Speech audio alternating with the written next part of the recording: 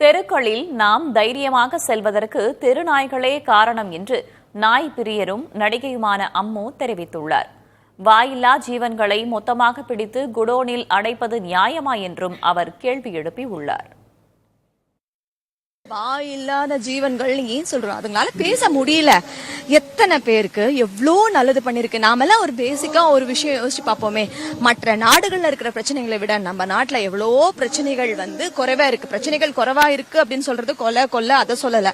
மற்றபடி ராபரி தெருவில் போகும்போது தைரியமா போறோம். அதுக்கு காரணம் என்ன? அந்த தெருவை பாதுகாத்துக்கிட்டு இருக்க இந்த தெரு நாய்ங்க.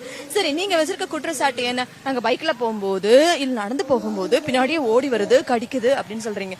அதுக்கு முக்கியமான காரணம் என்னன்றத நாம பேசிக்கா ஒரு ஹியூமன் ஒரு மனிதாபிமானத்தோட யோசிச்சு பார்ப்போம். பசி, தண்ணி இல்ல, உடம்புல அவ்வளவு உபாதைகள் இருக்கு.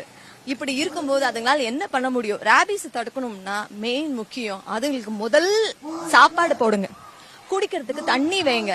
இத எல்லாமே கவர்மெண்ட் தான் செய்யணும், எல்லாமே ஷெல்டர்ஸ்ல இருக்கவங்க தான் செய்யணும், அந்த அனிமல் ஆக்டிவிஸ்ட் அந்த மிருகங்களை விரும்புறவங்க மட்டும் தான் செய்யணும் அப்படின்றது கிடையாது. மனிதாபிமானங்க.